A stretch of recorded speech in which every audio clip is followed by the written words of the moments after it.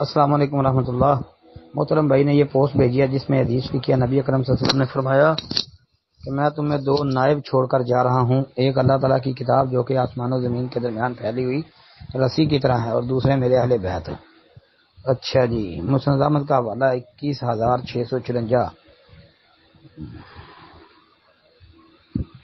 جی کہتے ہیں جی اس کی بھی تحقیق کر دیں۔ نیچے ایک اور بھائی نے اس کے متعلق لکھا ہے کہ اس کی تحقیق کر دو۔ اچھا جی محترم بھائی یہ روایت کئی کتابوں میں آتی ہے۔ مسند احمد کا جو حوالہ ہے نا 21654، اس کے علاوہ مسند احمد 21578 پر بھی موجود ہے، اور اس کے علاوہ یہ مسند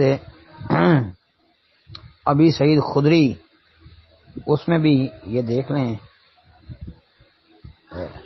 11104 نمبر پر، پھر مسند عبد ابن حمید کے اندر 240 نمبر پر، اور ابن ابی عاصم کی کتاب السنہ بھی 754 دیکھ لیں، طبرانی کبیر میں 4921 4922،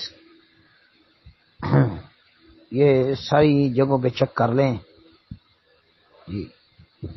ان کتابوں کے اندر یہ روایت ملتی ہے، لیکن بھائی اس پر کچھ جو ہے وہ کلام ہے، لیکن مسند احمد کے محققین جو ہیں انہوں نے تو اس کو شواہد کے ساتھ جو ہے وہ صحیح تسلیم کیا ہے۔ باقی واللہ اعلم۔ السلام علیکم ورحمۃ اللہ۔